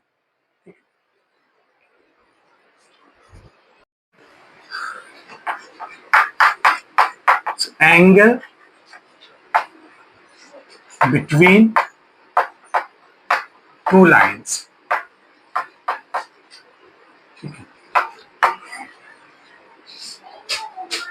इसका मतलब अगर दो रेखाएं हैं, ठीक है, मान लिया एक रेखा ऐसी है, एक रेखा इसको इस तरीके से इंटरसेक्ट कर रही है, तो यहां पर एंगल अल्फा बना रही है, ये एंगल बीटा बना रही है, ठीक है। मान लिया कि इनके बीच का जो एंगल है वो थीटा बन रहा है जहां पे इंटरसेक्ट कर रही है। अगर आप इस लाइन को देखें, ठीक है, इस लाइन को अगर हम देखते हैं तो एक एंगल है थीटा बना रही है अगर ये रेखाएं, तो यहाँ पर देख रहे हैं एक और एंगल बना रही है, यहाँ पे भी बना रही है, ठीक है। इसका मतलब यहाँ पर दो तरीके के एंगल बनते हैं अगर हम लोग को देखा जाए, एक बनता है एक्यूट एंगल दैट इज न्यून कोण, और एक बनता है ऑब्ट्यूज एंगल या अधिक कोण, ठीक है, हिंदी में अधिक कोण बोलते हैं। तो दोनों कोण दोनों तरीके के यहाँ पर कोण बनते हैं। एग्जाम में अक्सर सिर्फ और सिर्फ ऐसे लिख कर आता है जब भी कि दो रेखाओं के बीच का कोण ज्ञात करें तो हम लोग हमेशा एक्यूट एंगल की बात कर रहे होते हैं। लेकिन अगर एग्जाम में ऐसा लिख कर आता है कि दो रेखाओं के बीच का अधिक कोण ज्ञात करें और ऑब्ट्यूज एंगल ज्ञात करें तो हम लोग को ऑब्ट्यूज एंगल ज्ञात करना होता है, अदरवाइज हम लोग न्यून कोण ही ज्ञात करेंगे। चलिए पहले आइए देखते हैं कि इनके बीच का एंगल क्या होगा। अगर ये थीटा है तो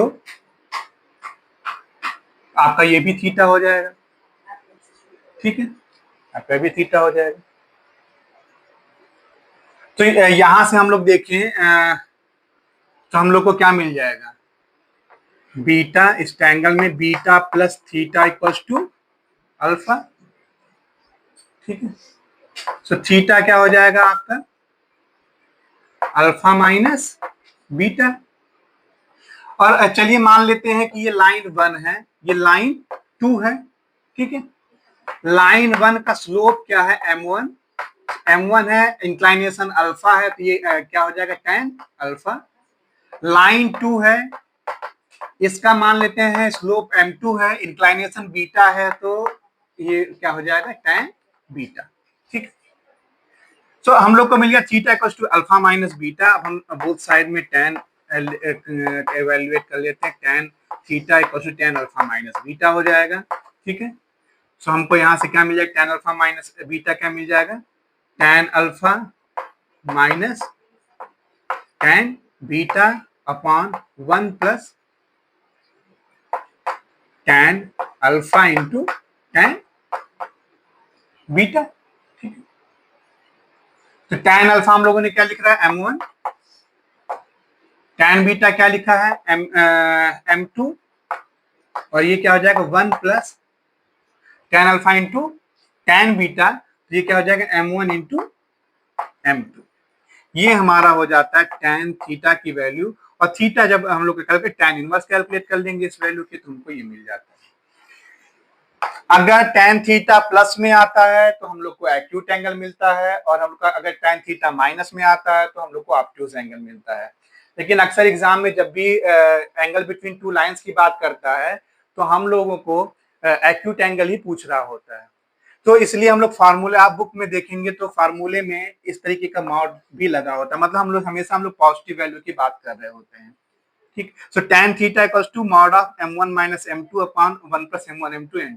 ये क्या देता है, ये देता है कि theta will be acute angle. ठीक है, एक्यूट एंगल, ये हम लोग का जो न्यून कोड होगा। अब न्यून कोड इधर भी बन सकता है, इधर भी बन सकता है, डिपेंड करता है किस तरह से दोनों लाइन एक दूसरे को इंटरसेक्ट करे। तो ऑब्ट्यूज एंगल क्या हो जाएगा, हम लोग देख रहे हैं ये पूरा पाई हो रहा है, तो पाई माइनस थीटा कर लेंगे तो हम लोग को क्या मिल जाएगा, यहाँ पे ऑब्ट्यूज एंगल मिल जाएगा। ठीक है, इस तरीके। तो अगर एंगल पूछता है तो हम लोग थीटा ही ज्ञात कर लेंगे सिर्फ और सिर्फ। अगर एग्जाम में उसमें लिखा होता है कि ऑब्ट्यूज एंगल भी ज्ञात करें तो हम लोग पाई माइनस थीटा निकाल कर दोनों जो उनके बीच का न्यून को अधिक को दोनों हम लोग कैलकुलेट करके लिखेंगे। क्लियर है बात? तो ये भी एग्जाम का बहुत इंपॉर्टेंट क्वेश्चन है इस चैप्टर से। अक्सर पूछा जाता है कि दो रेखाओं के बीच का कोण ज्ञात करो। आसान सा फार्मूला है, आप याद कर सकते हैं। ठीक, तो ये तो हम लोगों ने कुछ फार्मूले पढ़े।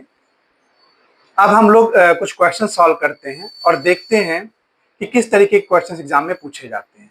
ठीक है, तो अगर हम लोग फार्मूला याद रखते हैं, जैसे कि डिफरेंट फॉर्म ऑफ लाइन क्या होता है, उनके बीच का एंगल निकालना है। ठीक है, स्लोप कैसे निकालना है, अगर हम लोग को ये फार्मूला याद है तो हम लोग क्वेश्चन पढ़ के कौन सा फार्मूला अप्लाई करना है, अगर ये हम लोगों ने डिसाइड कर लिया तो बाकी का काम आसान होता है। ठीक है, तो जैसे कि हम लोगों को अगर एग्जाम में इस तरीके का कोई क्वेश्चन आता है कि find slope of 4x plus 3y minus 1 is equals to 0। अब ये लाइन है, इसका स्लोप ज्ञात करना है। तो अब हम लोग को डिसाइड करना है कि हम लोग लाइन का कौन सा फॉर्म यूज करने वाले हैं। तो हम लोग ने डिफरेंट फॉर्म ऑफ लाइन पढ़ा था। ठीक है, उनके इक्वेशंस के डिफरेंट फॉर्म पढ़े थे। सो हम लोगों ने एक फॉर्म पढ़ा था, स्लोप इंटरसेप्ट फॉर्म। ठीक है, स्लोप इंटरसेप्ट फॉर्म क्या होता है, y equals to mx plus c. तो जब भी ऐसी कोई बात करेगा कि स्लोप ज्ञात करना है, तो हम लोग किसी भी और जनरल इक्वेशन दिया है तो हम इस जनरल इक्वेशन को इस फॉर्म में कन्वर्ट करने की कोशिश करेंगे। सो इस इक्वेशन में कन्वर्ट करने का मतलब क्या है, पहले तो हम लोग जो y वाले टर्म x वाले टर्म में कांस्टेंट टर्म है उसको दूसरे साइड सेंड कर देंगे, तो ये माइनस 4x प्लस 1। सो y की वैल्यू क्या हो जाएगी, माइनस 4/3x प्लस 1। अब यहां से हम लोग क्लियरली देख सकते हैं x के साथ जो भी मल्टीप्लाई होता है वही हमारा स्लोप होता है। m की वैल्यू क्या हो जाएगी, माइनस 4/3। ठीक है, ये हम लोगों ने ज्ञात कर। और अगर आपको और ये 3 से डिवाइड हो रहा है तो ये 1/3 भी हो गया। तो और अगर आपको इंटरसेप्ट ऑन y एक्सिस पूछ रहा है, c की वैल्यू भी पूछ रहा है, तो क्लियरली हम लोग यहाँ से देख सकते हैं, तो c की वैल्यू हो जाएगी 1/। क्लियर है बात? ये एक नंबर का अक्सर क्वेश्चन पूछा जाता है, बहुत सिंपल सा क्वेश्चन। कभी कभी ऑब्जेक्टिव में भी पूछा जाता है, वन लाइनर में भी पूछा जाता है कि इस एक लाइन का स्लोप क्या होगा। ठीक है, तो बहुत आसानी से हम लोग y को स्टेम एक्स प्लस सी के फॉर्म में कन्वर्ट करके इसको बता सकते हैं। क्लियर है बात? आइए एक और क्वेश्चन करते हैं। तो क्या दिया हुआ है, find the equation of line whose intercept on x axis and y axis are respectively twice and thrice of those by the line 3x plus 4y equals to 12। Question करना, सॉल्व करना tough नहीं होता। अगर हमने question को समझ लिया कि सॉल्व क्या करना है, फाइंड क्या करना है, दिया क्या हुआ है, तो हम आसानी से कोई भी क्वेश्चन सॉल्व कर सकते हैं। ठीक है, तो आप इस क्वेश्चन को एक बार खुद से पढ़ो और थोड़ा वीडियो को पॉज करके खुद से एक बार ट्राई करके देखो।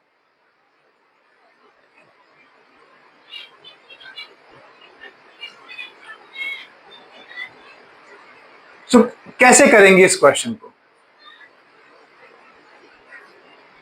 तो इसके लिए क्या क्या दिया हुआ सबसे पहले ये समझिए।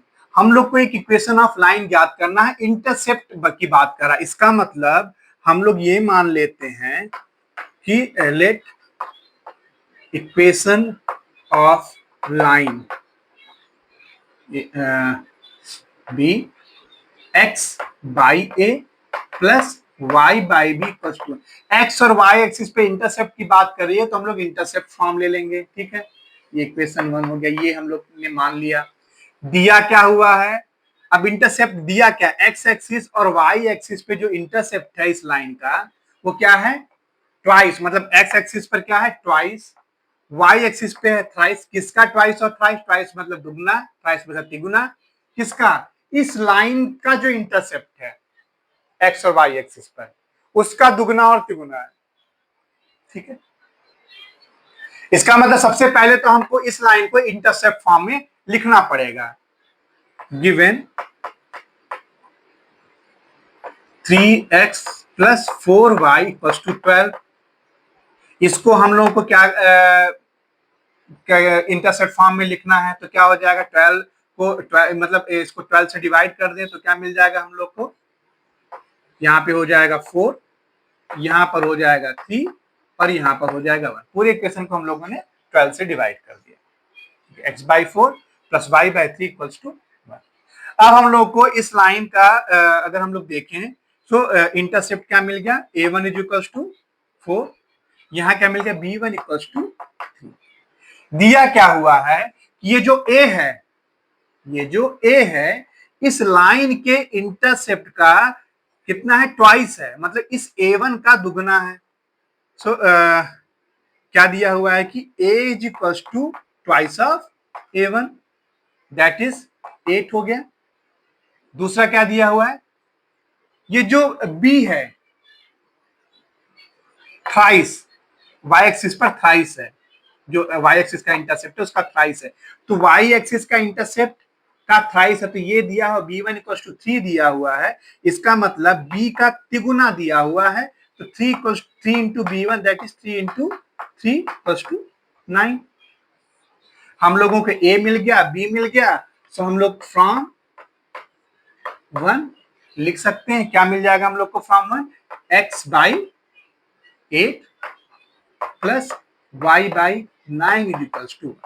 सो इस तरीके से हम लोग को ये आंसर मिल जाएगा। तो आप चेक करो क्या आपने वीडियो को रोक कर सॉल्व किया था तो आपको यही मिल रहा है या नहीं मिल रहा है। ठीक है, या फिर आपने कोई और दूसरे तरीके से सॉल्व किया है। आप किसी भी तरीके से सॉल्व करने की कोशिश करेंगे तो आपको लाइन का इक्वेशन तो यही मिलेगा। वैसे इंटरसेप्ट की बात कर रहा है तो हम लोग इस अप्रोच से ही सॉल्व करेंगे। क्लियर है बात? आइए एक और क्वेश्चन लेते हैं। दिया हुआ है find the equation of line which is perpendicular to line and passes through the midpoint of the line joining point 64 and 4 minus 2। पहला तो दिया हुआ है कि उस लाइन का इक्वेशन ज्ञात कीजिए जो इसके परपेंडिकुलर में हो। दूसरा, जो इन दो बिंदुओं से होकर गुजरने वाली रेखा के मध्य बिंदु से होकर गुजरती है। तो हम लोग इस क्वेश्चन को कैसे सॉल्व करेंगे। इस तरीके के क्वेश्चन आपको 5 नंबर में मिलते हैं। तो दिया क्या हुआ है, तो सबसे पहले जब भी हम लोग को पूछा जाएगा कि लाइन ऑफ इक्वेशन ज्ञात करना है तो सबसे पहले हम कोई लाइन ऑफ इक्वेशन लिखेंगे, लेकिन वो लाइन ऑफ इक्वेशन क्या होना चाहिए, तो जो इंफॉर्मेशन दिया वहीं से हम लोग लिखने की कोशिश करेंगे। जैसे कि दिया हुआ है उस लाइन का इक्वेशन ज्ञात करना है जो इसके परपेंडिकुलर में है, तो हम लोगों को एक बात पता है कि let equation of line perpendicular to 3x plus 2y plus two 8 क्या होता है? हम लोग जानते हैं कि अगर परपेंडिकुलर लाइन का इक्वेशन ज्ञात करना है तो ये जो y का कोफिशिएंट होता है वो x का कोफिशिएंट बन जाएगा। तो हम लोग का क्या बन जाएगा 3x। जो x का कोफिशिएंट है वो y का कोफिशिएंट यहाँ 2x सॉरी, और जो x का कोफिशिएंट है वो y का कोफिशिएंट बन जाता है 2y। बीच में क्या आ जाता है 3y। x का कोफिशिएंट 3 है ना, तो ये y का कोफिशिएंट बनेगा 3y। सो 2x हो गया 3y और बीच में एक माइनस, ठीक है। और ये कांस्टेंट एक ले लेते हैं C1 कर लेते हैं, C1 इक्वल टू 0। सो ये जो लाइन ऑफ इक्वेशन होगा कुछ इस तरीके से होगा 2x minus 3y plus C1 equal to 0। हम अपनी तरीके से ऐसे कुछ भी नहीं मान लेंगे लाइन ऑफ इक्वेशन कि ax plus by plus c equal to 0। हम लोग को जो इन्फॉर्मेशन दिया है वहां से हम लोग को लिखना है कि लाइन ऑफ इक्वेशन क्या होगा। सो इस लाइन के परपेंडिकुलर इस लाइन के परपेंडिकुलर इक्वेशन ज्ञात करना है तो उसका परपेंडिकुलर इक्वेशन कुछ इस तरीके से होगा। अब हम लोग अगर बस C1 की वैल्यू फाइंड कर लें क्योंकि एक ही कांस्टेंट है, कोई एक कंडीशन और अप्लाई कर लें तो हम लोग को C1 की वैल्यू मिल जाएगी। एक कंडीशन आगे भी दिया हुआ है, क्या? ये जो लाइन है इसको हम लोग इक्वेशन नंबर 1 कहां से पास कर रही है? पासेस थ्रू कहां पे? मिड पॉइंट ऑफ किसका? इन दोनों पॉइंट के मिड पॉइंट से। सो हम लोग फाइंड कर लें मिड पॉइंट ऑफ किसका? 6,4 एंड 4,-2। इसका अगर हम लोग मिड पॉइंट फाइंड करें तो क्या हो जाएगा? मान लिया कि एक्स वाई इसका मिड पॉइंट है तो कैसे ज्ञात करते हैं? x1 प्लस x2 6 प्लस 4, ठीक है, 6 plus 4 by 2, y1 plus y2 4 minus 2 by 2।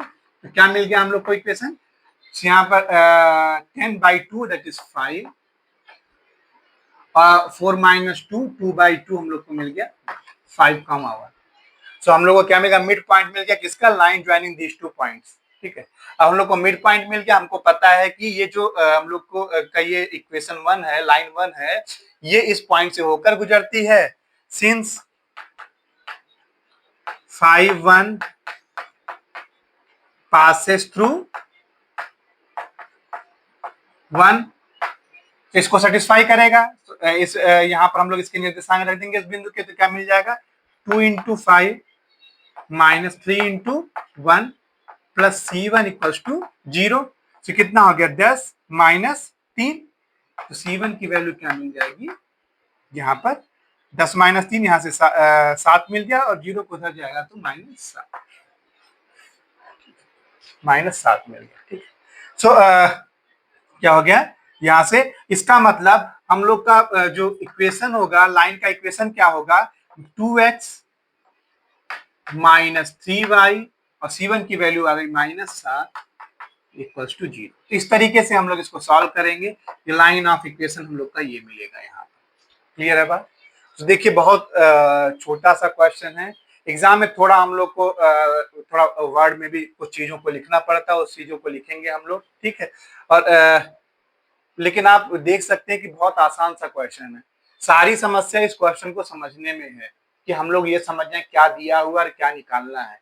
अगर ये बात हमको समझ में आ गई तो इसको सॉल्व करना बहुत आसान है, बहुत डिफिकल्ट नहीं है, ठीक है। चलिए एक और क्वेश्चन करते हैं।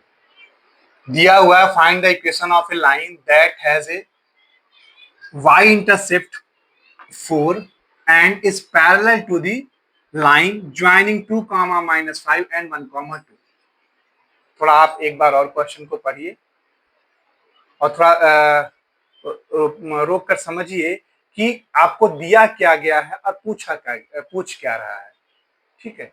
अगर आपने ये समझ लिया तो बहुत आसान सा क्वेश्चन है। बट ये सारे क्वेश्चंस आपको लॉन्ग में मिलते हैं, 5 नंबर में मिलते हैं, 2.5 नंबर में, 5 नंबर में मिलते हैं, ठीक है। और बहुत ज्यादा से ज्यादा 5 से 6 लाइन में सॉल्व भी हो जाते हैं। बट हम ये समझ ही नहीं पाते कि हमको दिया क्या और हमको निकालना क्या है। फिर से एक बार क्वेश्चन को पढ़ते हैं। क्या पूछ रहा है हमको? फाइंड इक्वेशन ऑफ लाइन ठीक, एक एक चीज को अंडरलाइन करेंगे। लाइन का इक्वेशन ज्ञात करेंगे, ये तो क्लियर है। किस लाइन का इक्वेशन? जिसका y इंटरसेप्ट क्या है? -4 है। y एक्सिस पे जो इंटरसेप्ट है, अंतःखंड है, वो क्या है? -4 नहीं, 4 दिया हुआ था यहाँ पे, मैंने बाद में लगाया 4 है। -4 भी होता तो भी कोई समस्या नहीं, -4 से भी सॉल्व कर सकते हैं। So and is parallel to the line joining 2, -5 and 1, 2। मतलब जो लाइन है वो किसके पैरेलल में है? उस लाइन के पैरेलल में है जो इन दोनों बिंदुओं को जोड़ती है। ठीक है, दो बिंदु दिए हुए हैं, उनको जोड़ती है उनके पैरेलल में। तो इसका मतलब हम अगर पैरेलल लाइन है, इस लाइन के पैरेलल में है, इसका मतलब हम लोगों को पता है कि अगर दो लाइन पैरेलल हैं तो उनकी प्रवणताएं, मतलब उनका स्लोप बराबर होता है। इसका मतलब हम एक बात निकाल सकते हैं कि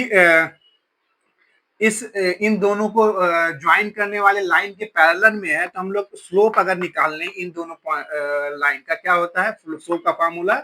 y2 - y1 x2 - x1, ये तो फॉर्मूला आता है स्लोप का। तो यहां से अगर हम लोग सब्स्टिट्यूट करें 2 - 5 अपॉन 1 - 2, तो क्या हो जाएगा? माइनस माइनस प्लस 7 और 1 - 2, ये हो जाएगा -1, दैट इज -7। तो ये जो m निकला वो किसका निकला? इस लाइन का, लाइन ज्वाइनिंग 2, -5। तो हम लोग लिख भी सकते हैं slope of line joining point 2, -5 and 1, 2। ठीक है, क्लियर है बात? ये हम लोग को दे दिया गया। अब हम लोग एज्यूम कर लेते हैं, let equation of line b is equals to y equals to mx plus c। अच्छा, हम लोग ये वाला क्यों यूज कर रहे हैं यहाँ पर? हम लोग यही वाला फॉर्म क्यों यूज करें? दूसरा और बहुत सारे फॉर्म थे, तुम्हारे दिमाग में आया कैसे कि यही वाला फॉर्म यूज करके ये सॉल्व हो जाएगा? अगर आप देखें, हमको दिया हुआ है कि पैरेलल इन दोनों पॉइंट को ज्वाइन करने वाली लाइन के पैरेलल में लाइन का इक्वेशन ज्ञात करना है। अगर पैरेलल लाइन है तो मतलब हम लोग m जो इस लाइन का m होगा, स्लोप होगा, वो दूसरी लाइन का भी स्लोप होगा। तो हम लोग को m पता है। और क्वेश्चन देखें तो क्वेश्चन में ये भी बात दी है कि y इंटरसेप्ट 4 है और c क्या होता है? y इंटरसेप्ट होता है। ठीक है, सो हम लोग ये अगर हम लोग ये वाला फॉर्म यूज करेंगे तो हम लोग को यहाँ से क्या दिया हुआ है? गिवन c इक्वल्स टू 4 और m हम लोगों ने कैलकुलेट कर लिया -7। ठीक है, सो देयरफॉर क्या हो जाएगा हम लोग का? ठीक है, हम लोग को यहां से मिल जाएगा y इक्वल्स टू m की वैल्यू -7x और c की वैल्यू 4। सो हम लोग को क्या मिल जाएगा? हम लोग इस तरीके से 7x plus y -4 equals to 0। So ये हमारा हो जाएगा फाइनल आंसर। देखिए कितना आसान सा था, लेकिन क्वेश्चन देखकर हम लोग मतलब घबरा सा जाते हैं कि क्या करना है। अगर हम लोग एक एक स्टेप को आसानी से लिखते रहें और समझते रहें तो हम लोग सॉल्व कर सकते हैं, बहुत टफ नहीं है। जियोमेट्री है, जियोमेट्री में अपार संभावनाएं बनती है। डिफरेंट काइंड ऑफ हम लोग जियोमेट्री ड्रॉ कर सकते हैं। तो different kind of geometry draw कर सकते हैं, मतलब डिफरेंट काइंड ऑफ क्वेश्चंस हम लोग बना सकते हैं। ठीक है, बट एग्जाम के लिए हम लोगों को कुछ फिक्स टाइप ऑफ क्वेश्चंस ही लगभग पैरेलल लाइन से रिलेटेड, परपेंडिकुलर लाइन से रिलेटेड, एंगल से रिलेटेड, इंटरसेप्ट से रिलेटेड। ठीक है, तो ये वाले जो क्वेश्चंस हैं, सो आप अपने बुक से, अपने एक्सरसाइज से इस टाइप के क्वेश्चन को थोड़ा सॉल्व कीजिए।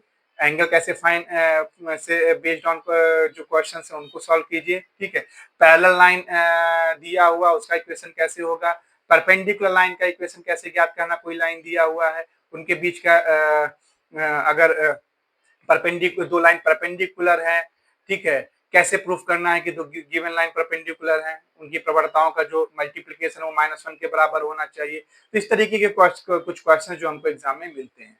ठीक है, और बाकी इस तरीके के जो हम लोगों ने कुछ क्वेश्चन सॉल्व किए, इस बेसिस टाइप से भी कुछ क्वेश्चन आप बुक से सॉल्व कर सकते हैं। ठीक है।